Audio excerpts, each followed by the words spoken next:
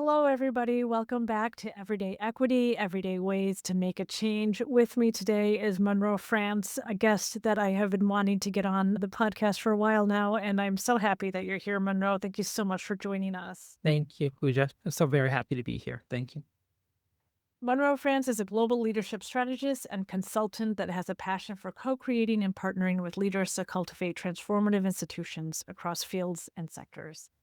Monroe is the former inaugural Vice Provost for Institutional Inclusive Excellence at Tufts University, and he continues to hold a professor of practice position at the Jonathan Tisch College of Civic Life. Previous to his executive leadership role at Tufts, Monroe served as a Senior Associate Vice President for Global Engagement and Inclusive Leadership in the Office of Global Inclusion and Strategic Innovation at NYU, New York University, and now at Adler. Monroe, welcome. Dear There's Pooja. so much to introduce you on. Please feel free to flesh out any or all parts of that. I think I very much appreciate it. And I'm just so happy to be here in conversation with you as well. And so when you reached out, I was like, oh, what an honor. What a privilege to be in dialogue with someone who, is doing really great work as well out in this large, like dynamic, complicated, like turbulent world. And so the only thing I would add, in addition to what you've already said, is that, I've been working in the global context for some time now, for probably about 2 decades of my career. And really, I've like both in higher ed and private sector, and then as well, of course, in nonprofits and community-based or globally based organizations that focus on human rights. And that's something that's very important to me. And I know we'll get to some of that as well. But this has been just a cornerstone of my career. And even when I've worked in fashion, for me, it was still about how do we think about, the ways in which fashion can either disrupt normative ways in the world or can be used as a leverage to reimagine and help people feel like they can be who they are firmly. Trans people from backgrounds that are not usually honored in that field, right? And so anyway, so all of my work, all of my life has really been about, how do we make the world and industries and sectors better for all? Yeah. Yeah, totally. I forgot to mention Monroe's a graduate of FIT. Yep. That little thing. So, yeah, and it's so true. We don't think of fashion as being transformative and inclusive, but it's literally all about that. Literally all about that. Absolutely. It's interesting because my coursework when I was at FIT, one of the courses I really enjoyed was it was a course that focused on understanding trends in fashion and how those are directly correlate with politics, what's happening broadly, globally, and of course across localities that, shape and define what we decide to wear, the colors we wear, and then, of course, when we're thinking about environment and climate, how do we be kinder to our environment, especially at a time of fast fashion? But how does fast fashion create access for people? So those are all the things that we create nuance. But the fashion industry is a prime place for like disruption and possibility too, in addition to the work that we get to do concretely on the direct issues. And so, Yeah, completely. It touches every aspect of our identities oh, absolutely. Culture. and culture, indeed. So you're here. I've been wanting to talk to you, and I've been very much interested in why equity matters to you. And I know it matters very deeply. But for those people in our audience who are maybe at the start of their careers or even at the start of like their maybe higher education and thinking about, okay, how can I make a difference? How would I ever be able to reach where Monroe is at, affecting all of this change in such a global way? Yeah. So how did it start for you? Ah, well, I often tell this story or, provide this as a frame for, how I engage in the world, why me as a like cisgender, generally able-bodied man, right, and born in a US context, in the US space, why it has been important to me. And I have to start in my childhood, right? That is the place where, often I ask people, tell me about your childhood because it helps me to understand people. And for me, I was raised by my great grandmother, my grandmother, and my mother at some point, like in my upbringing through life. And I was also the oldest great grandchild, and child. I've had a lot of expectations that were put on me, but more importantly, I've learned a lot by being raised by three black women across generations, and especially to watch them navigate the world and, through all kinds of different conditions, through whether it's through like things they've had to navigate through being a businesswoman, being a woman living in everyday life or even an internal household and the dynamics that come up through patriarchy, through men, Mrs. Men, etc. And one of the things that was, and I think I gained from that experience was the importance of understanding where you can show up. And like there's three generations of Black women who were trailblazers in their own right in different ways, helped me to understand my responsibility.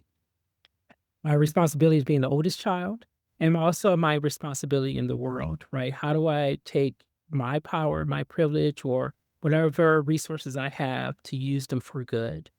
And, with that, I think that's why I like this. That's why equity is important to me. I will say is that, I watched those experiences of my great grandmother, and my mother, and I wonder, for like different parts of their life, how it could have been better. And, and how they could have been able to live up to their full potential. Had conditions been different in our world, had conditions been different in the communities, had, the field that my grandmother was an entrepreneur, had she had different access points that like some of her male counterparts had, where could her career have gone over time? And so I've growing up, these were the things that as I watched them experience, navigating the world and raising me and my two brothers, my great grandmother and my mom. My grandmother passed away early, and again, I think because of the conditions of the world, lack of access to quality healthcare in the way she should have received it. And so it's a personal thing for me, but then it became, as I've become a leader over time, also very important in my work because when when I'm able to thrive, I feel it's a responsibility for me to help others thrive. And the equity conversation, I feel that no matter where you are in your career, no matter where you are in terms of positionality in organizations over the world, the thing about equity is about how do you, based on your positionality, whatever power access you might have when you're in a position of authority, in a position of making decisions, how do you think about all and how do you ensure that they have access? And so that is, to me, just a general way of living in the world. It's a general way of living in the world. And again, when I go back to the why I show up, I go back to those three Black women in my life that have really helped shape me. And when I think about my responsibility, as a cis man, and thinking through allyship and thinking through, showing up for things that matter. Those are always just, that's where I go back. That's my foundation. But why is it important in the work? It's because I think if we want innovation, we want creativity, people need to have access to be able, because we're leaving people behind if they don't have access. If we don't give them the resources to thrive and we don't give them, the platform to exist, we're leaving back creativity and innovation and possibility for all of us. Yes, And yes, and so, it's to all of our yeah, detriment. all of our detriment, all of us. Yeah. Yeah, Mm, it's so true, and you can see that in such easy yeah. ways of even thinking, just a classic example of anytime you make anything more Yeah. accessible or have one population in mind that you're going to create access for, it actually happens to benefit Absolutely. population. Totally. Yes, definitely. When you even think about, for example, the access, thing on a door, right? To be able to push that so the door opens for you. Many benefit from that. People with strollers, parents with strollers, or uncles with strollers, if I'm, moving around my nephew or niece, moving boxes, heavy boxes, right? That gives you access. The elderly, even if they don't have, a condition, and so there are just many reasons why. Even we know too, it helps with temperature things sometimes too, depending. So I think it's, so that's an example how where the intention was for people with disabilities, but it actually created a pathway that made things easier for many. Yeah. For Yeah. many. Yeah. It's really, I feel like I say this maybe way too often. This country and a lot of countries kind Mhm. of systems of oppression that they are so willing to uphold have Mm, wasted so much human absolutely. innovation and creativity through patriarchy, misogyny, racism, ableism, and all ways that we want to push Mhm. certain populations down. And then we lose, it's like to all of our detriment, we We lose lost. it. Yeah. Can I ask you about, how you mentioned about growing up, and Yeah. as a cis man, how do you challenge yourself on the systems that are there that and I'm not going to say systems of oppression benefit anybody, Yeah, but that kind of hide the oppression. So, for example, sure. like misogyny, Right. sometimes we see it, but we're not maybe, it's a little hidden for us, the detriment it does and harm it does Mhm. to all of society. How do you make sure to see it or to see whatever system is there a Yeah. little bit more clearly? And I'm just picking misogyny. Yeah, sure. Yeah. It could be anything, Mhm. whatever system. And for me, there's many systems that I had to take an Mhm. extra second to think about and to Mm. interrupt. Yeah, no, that's a great question. I've years ago, became I became more aware of this framework called tracking, right? Where you're tracking, not the problem, very problematic forms of tracking. So we know educational systems are very Yeah. traumatic and problematic, right? But maybe a little akin to that some ways in this way, in a more positive way when we think about monitoring our thoughts, monitoring where we spend our time preoccupied, monitoring how do other people respond to me in positions or scenarios, like, whether it's overt or covert or like direct or indirect. And there may be, in some days, I think it's helpful to track like in a great deal of specificity, meaning, so if I am like out and about in the world, and I've done this one day, I did it around gender one day. I was on a subway, for example, years and years ago, on a subway, and I was just, let me just track in this moment, gender, my relation to it for the day, how I'm seeing other people show up, etc. And one of the things that I had done earlier that day before I decided consciously to track, and this is probably what motivated it, was that I was so preoccupied about someone on the train, their gender identity and their gender representation. And I was curious. One is because they had on a fabulous outfit. But then the other part of it was just the curiosity. And I eventually, I think what struck my decision to do to lean in more into that tracking that day was because I had to understand why I was so preoccupied by trying to put a gender label on this person. Yeah. What was that about for me, that moment, that day? Why was it something that I was curious about? Why was it sitting with me? Why was it, and is it a bad thing? Was it a bad thing? Where was it coming from? Yeah. So I think it's for me when you say how do you do it, ways in which that you become more conscious, is that you have to make an effort at it.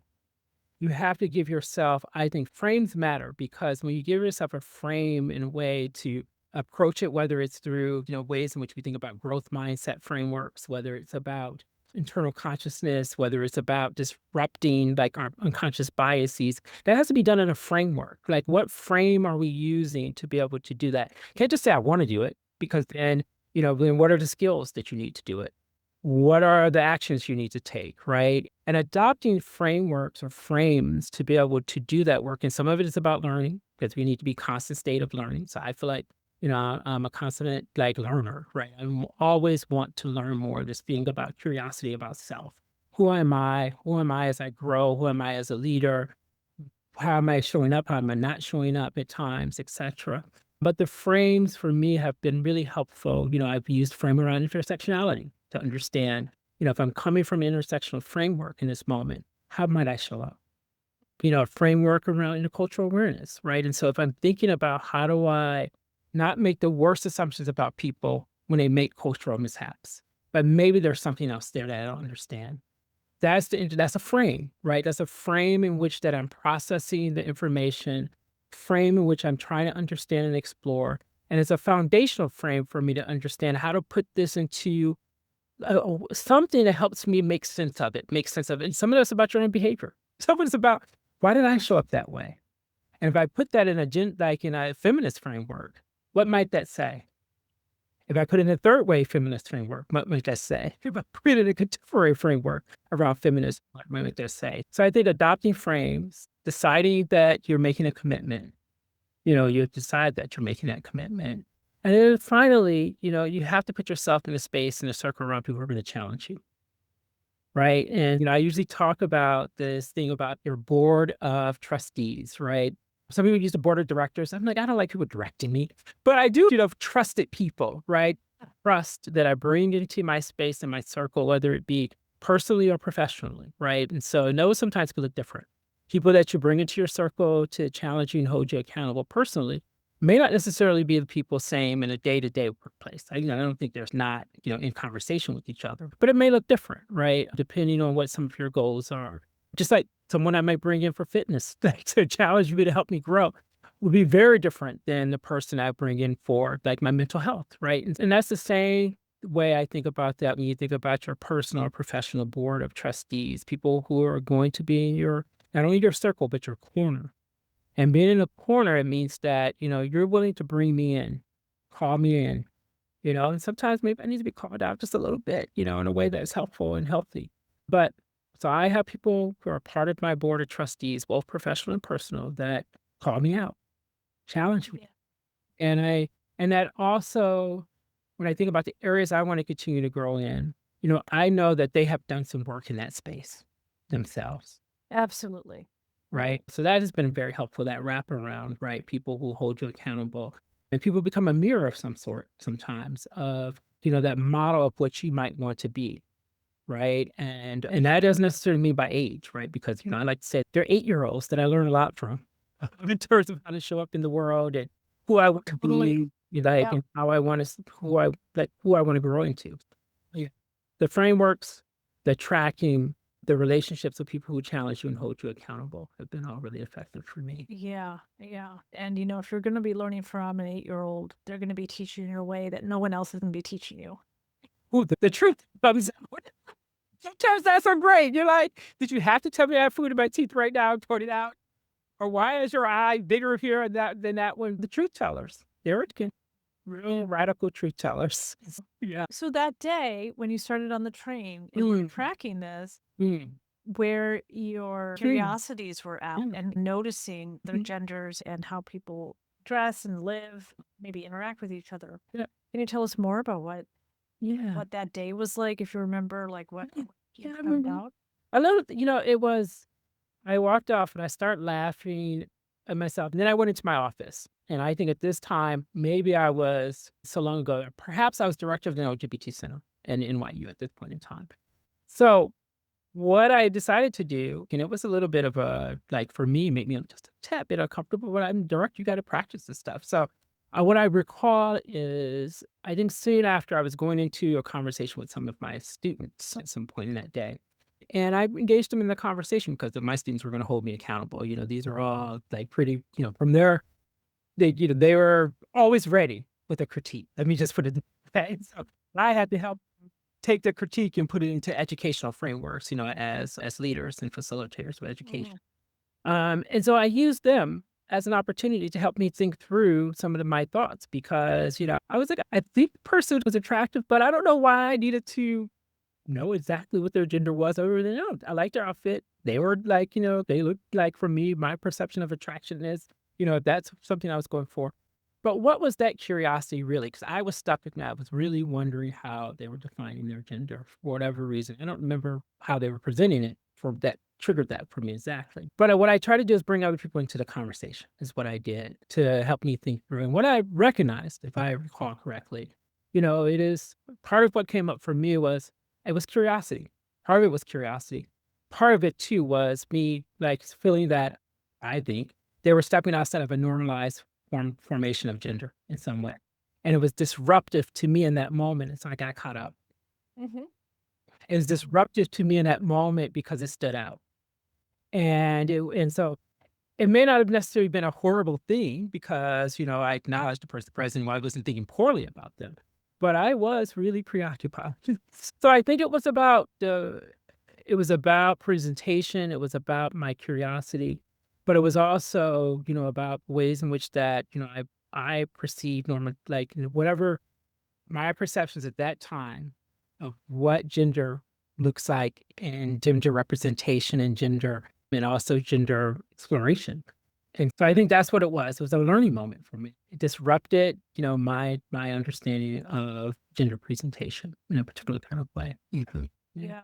Yeah. And that's the it's really propaganda of what we've Mhm. been taught is that Mhm.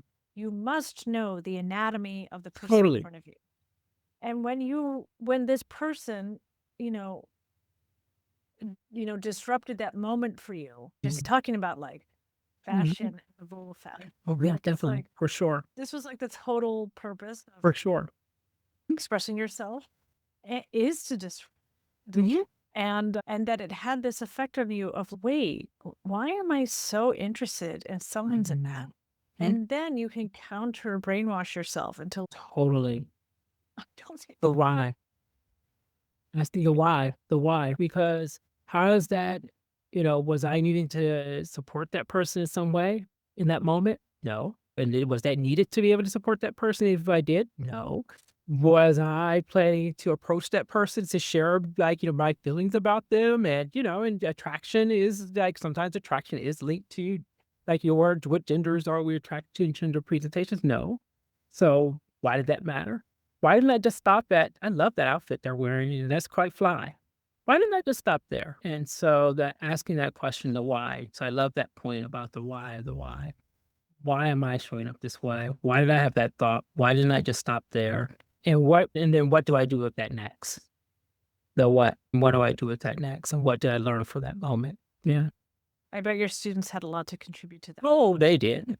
But it's like part two of this story. Yeah. It's not just Yeah. keeping it to yourself or feeling whatever loads of judgment we can put on ourselves. Why did you have that thought? Wow.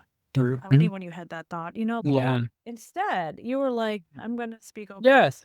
be like, hey, I had this thought. Anyone want let's talk about it. And That, when we stop feeling I feel when we stop feeling any shame, guilt, weird Mhm. judgment about things, we can let it go. And then we can get Yeah. on a podcast and start talking about Yeah, absolutely. and not feel Mhm. like anything from that moment. Absolutely. Mhm. Just grateful for the education or the message. The same Mhm. way when I'm in Mhm. workshops and I'm telling a story and people come up to me and they're like, thanks so much for sharing that. It's a really personal. Yeah. Like, it's not, because you accept it is. Yes.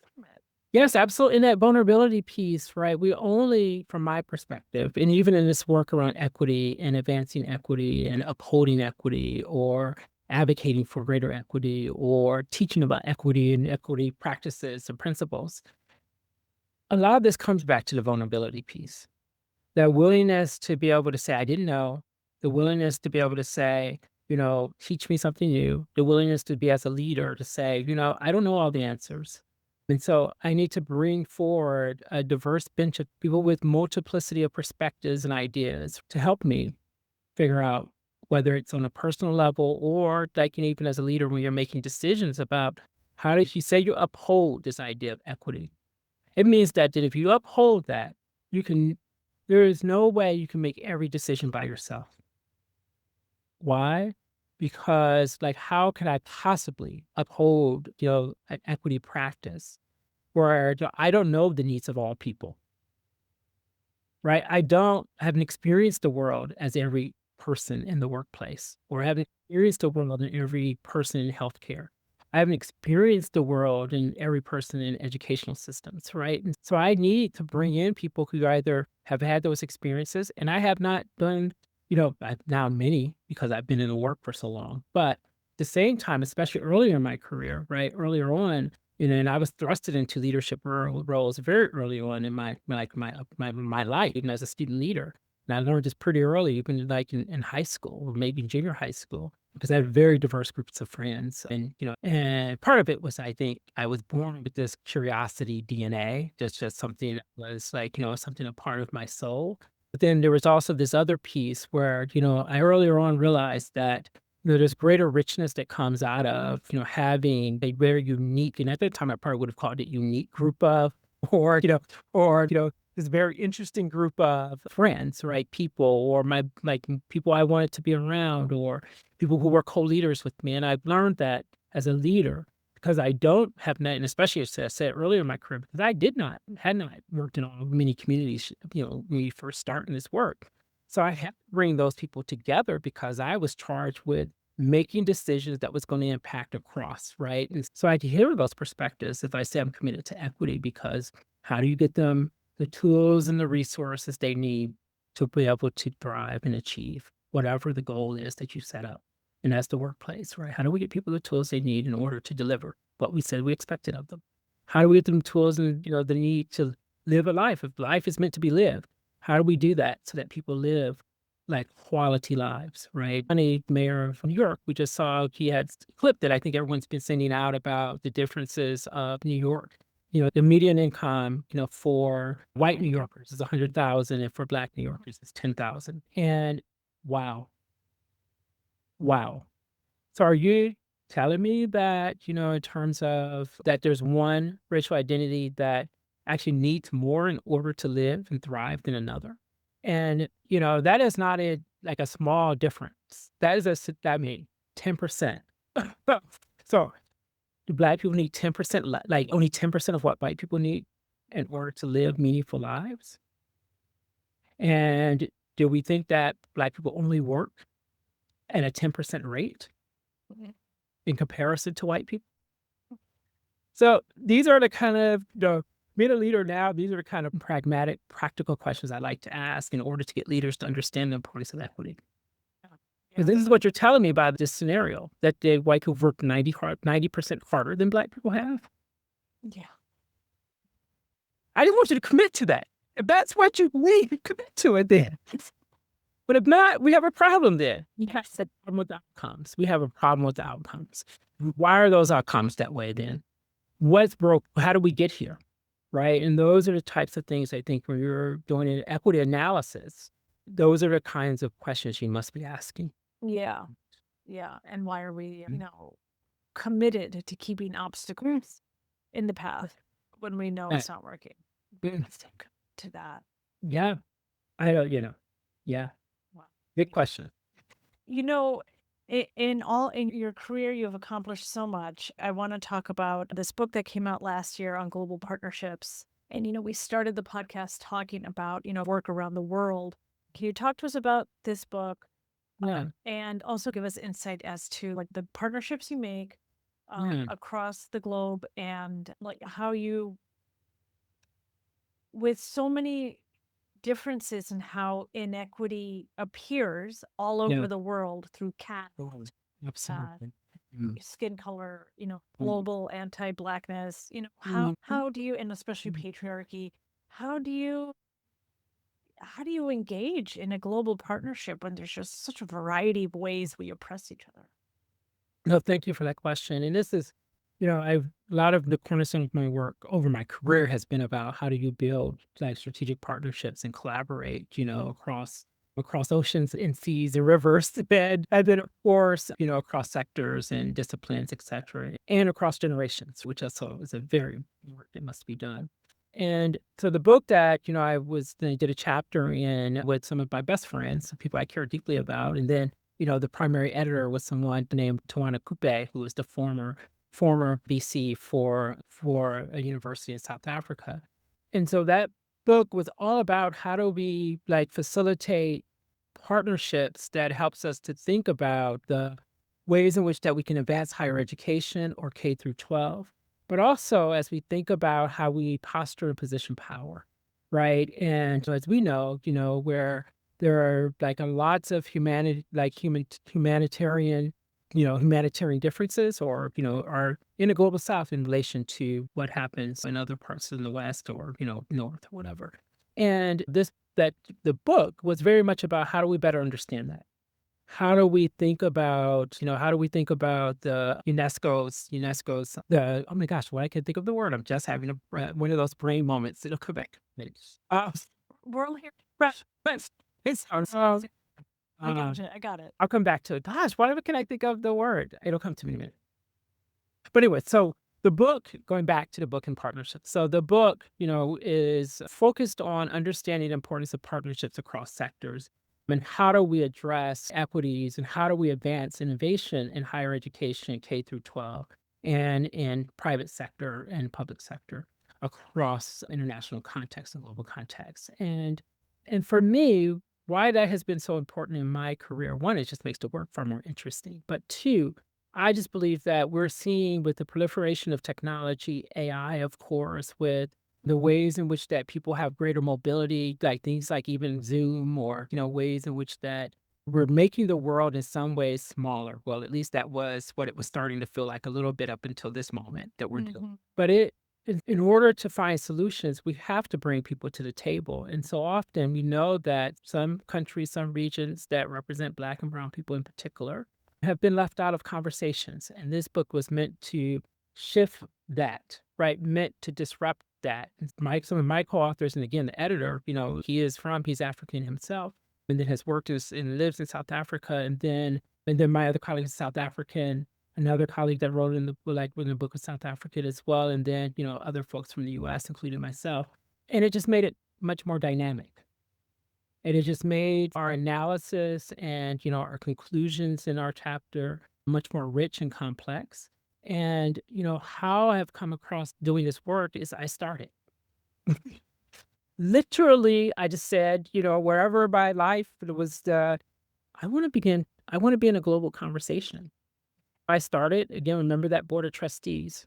I started to engage with people who were doing this work in a global context. And I sought their consult. I learned from them in terms of spaces I needed to be in. And through that work over time, I educated myself in the cultural frameworks, how to be more globally conscious, even when you don't know, because people ask me, how do you land in other places? And you've never been there, but you have to go and do the work. Yeah. You're trying to do the work consciously. And so part of that was just coming in and saying, I don't know.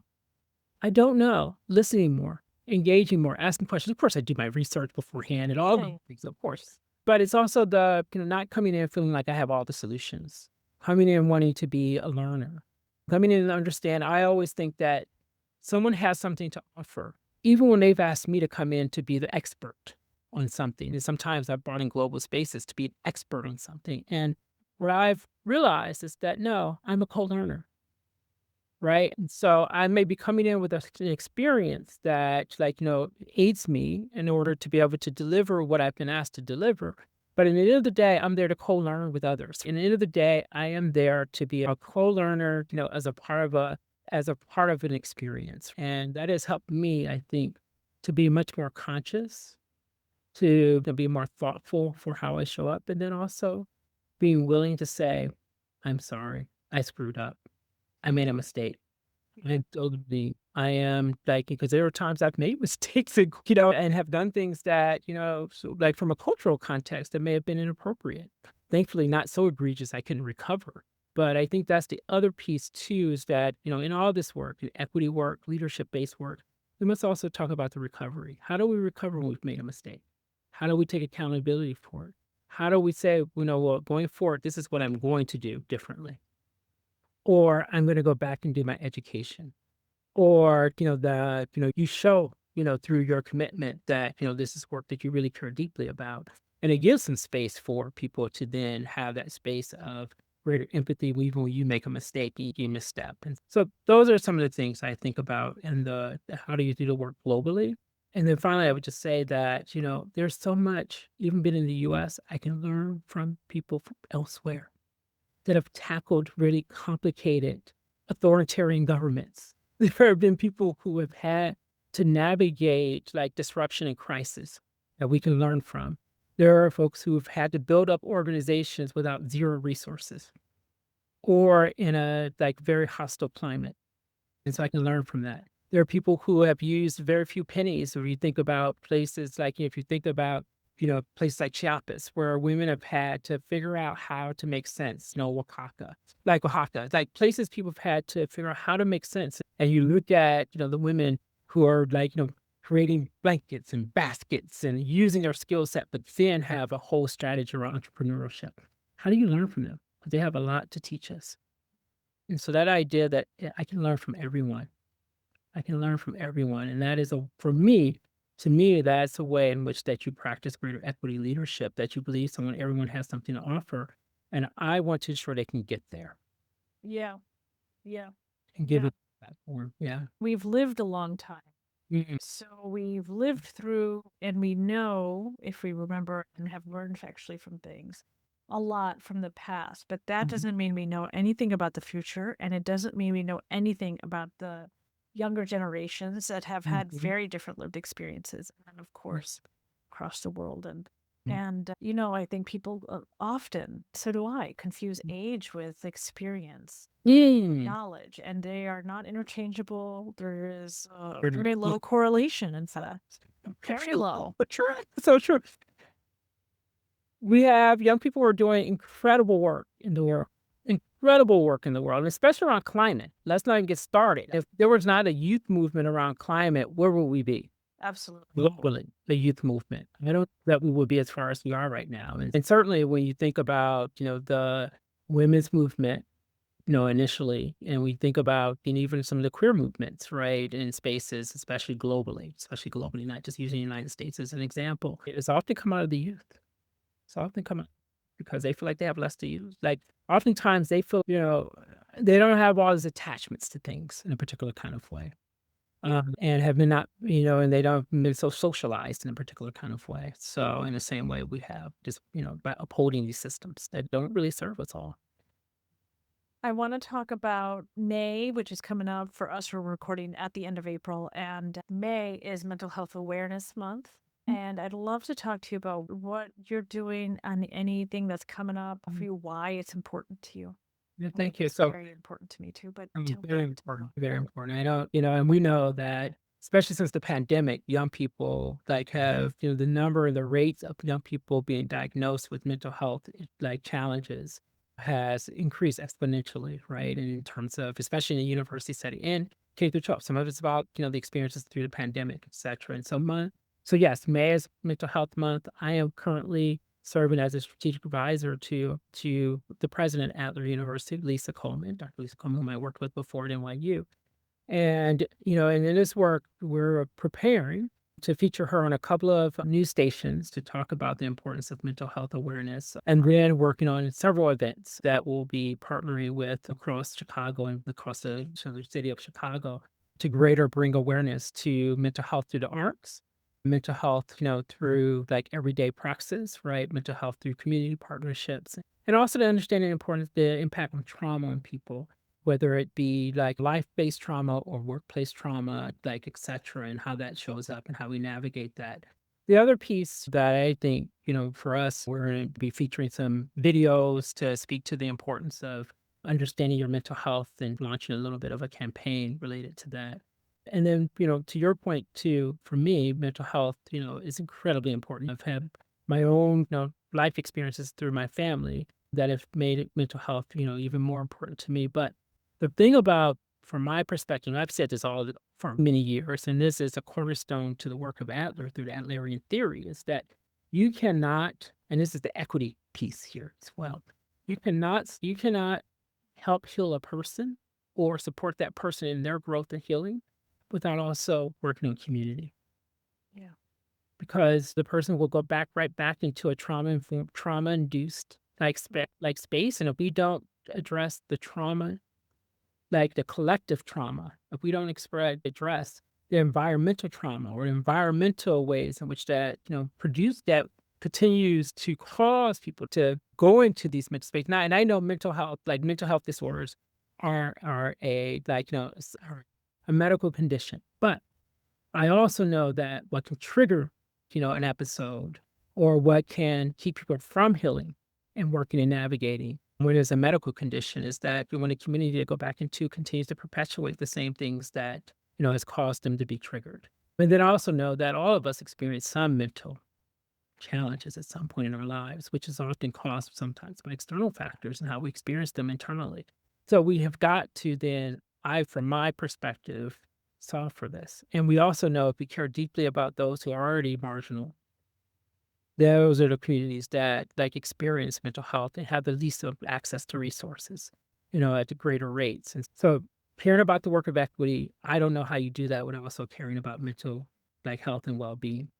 And it has to be beyond just a clinical model, but also like how do we think about this from, from a collective, community-based, societal approach to how do we think about creating healthier environments and communities as a whole. Completely. Yeah. Someone, a child is, has asthma, Mm, take them out of the polluted environment, yes. and you're like, okay, you're all better. Like, Right. it's your trauma. Go back Right. to the polluted environment. Yes. We just Totally. deal with the pollution. we have to deal with the pollution. And and sometimes I think people feel maybe, I don't know, that this is a little frivolous when I talk about the joy framework. But I believe, to your point about a child with asthma, I grew up with asthma and have had to come back in different phases as an adult. It's often because of the environment, something I'm in. And I imagine the joy that child feels when they're taken out of their environment and they're no longer having asthma attacks or episodes. Imagine the joy you feel, like, when you're in community with other people that are healthy, because 'cause we're thriving with each other. Yeah. So, ultimately for me, in this work, ultimately, it's about joy. Ultimately for me, equity, like, thinking about how do we create spaces that, like, all people can thrive by resourcing, those communities by ensuring that they have the tools and access. Not it is and it's not necessarily about giving someone something. Right, is moving the barriers so those people can, to have access to, what's made available. And sometimes that means you need to do some restoring, which means you gotta pour into those communities to restore from the harm you caused. Yeah. But that ultimately, for me, is about joy. And it's about, joy for people with disabilities, joy for people who've experienced experienced what it comes out of being in a misogynistic culture or a misogynoir culture. The joy that comes out of, like when you were able to get outside of a culture that predominantly perpetuates like racism and homophobia, what that joy brings when you're around people who get it, who understand. And so I just want everyone to experience joy. Yeah. I think joy should be a human right. Yes. It should be a right for all beings, right? And so I want animals to experience joy too. So, Yeah. Exactly. And, it's when you can have a reliance on some semblance of equity and having things just like that tomato in your fridge, the onions, yes, the masala, and then you have, yes, okay, the totally, basis for some food that you can cook that day. Like totally. knowing all of that And it's not just equity for equity's sake. no, It's for the mm, joy of living. yes, the joy of living. And what I say to people, if I'm coming into my workplace, because even if you're like, I'm caring about the bottom line, as I'm working at a corporation, and at the end of the day, I care about the bottom line. Yeah. Okay, let's start there. That though, that's what you care most about. Well, if you hire employees who all feel disgruntled, who are all angry with the organization because you're like, I could care less about their feelings, or how they experience the place, right? Or how they experience the world.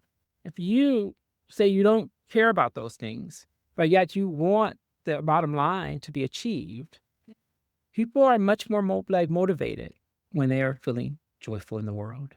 And I'm not talking about parties. I'm not talking, those are good things to have, right? And socials and all of those things, of course. But I'm talking about in a workplace where you understand it, you have clarity about how to navigate in that workplace, where you have your baseline needs met and or even more, right? And so, like, where people are coming in feeling nourished, both physically and also mentally and intellectually, that produces better outcomes, creates Yeah. more innovation.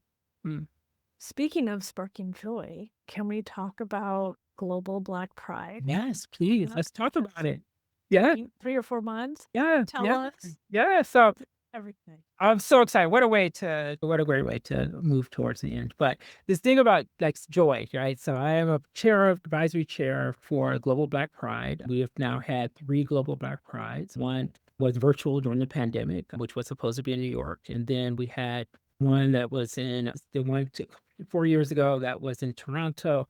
And then also most recently in Atlanta 2 years ago. And then finally will be in Paris, France. But to my namesake, and we'll do that in September. So it'll be September 7th through 9th.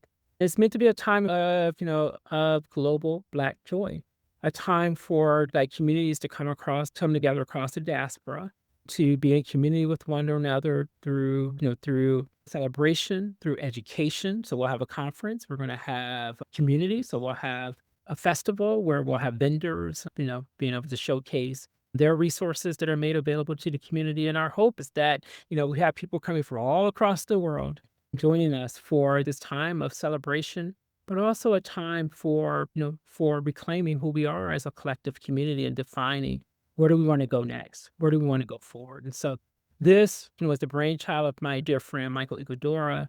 who is also the executive director and founder of Global Black Gay Men Connect. And so it's just been really wonderful to be a part of, this space where we're bringing Black leaders across, artists, intellectuals, thought leaders, community-based folks to come together and to celebrate who we are.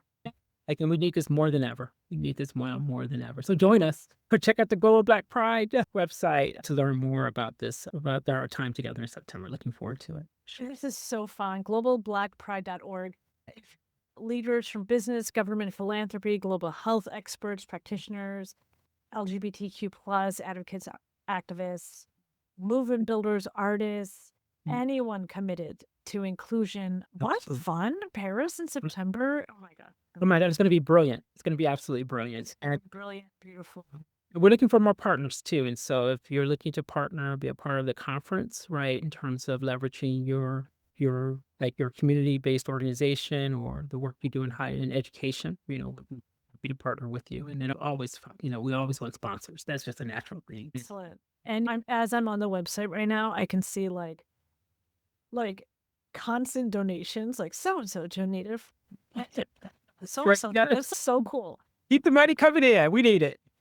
Yeah, no, it's wonderful. Go to the site globalblackpride.org, Paris 2026. That's phenomenal. We will be shouting it out. And for those of us who can't come, how can we follow along with the festivities? Absolutely. So the conference itself was going to be virtual. So more information to come about that. Please just join the mailing list at globalblackpride.org. And there will be many ways to engage virtually through the conference. And then, of course, you'll be able to join our newsletter list, and to be informed of upcoming events that we'll have in addition to the Pride festivities themselves in September. Yeah. So fun. So fun. And you're perfect for this. Mr. France is going to be in France. Yes. So wonderful to speak with you, Monroe. You are such a delight, and you speak so just in a way that's so beneficial and informative and accessible all at the same Thank you. time. It's so great to finally talk to you. I'm so happy you could make the time for us. Well, thank you for the work you're doing in terms of bringing forward and uplifting voices that, that matter. Not all voices matter, voices who, in this particular moment, we need to hear more. Course. Thank you. Yes. Thank you so much, Monroe.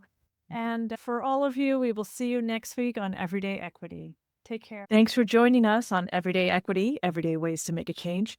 If today's conversation inspired you, keep the momentum going. Connect with us on LinkedIn at Boundless Awareness, subscribe to our YouTube at Boundless Awareness, and explore more free resources to support your anti-oppression journey at boundlessawareness.com.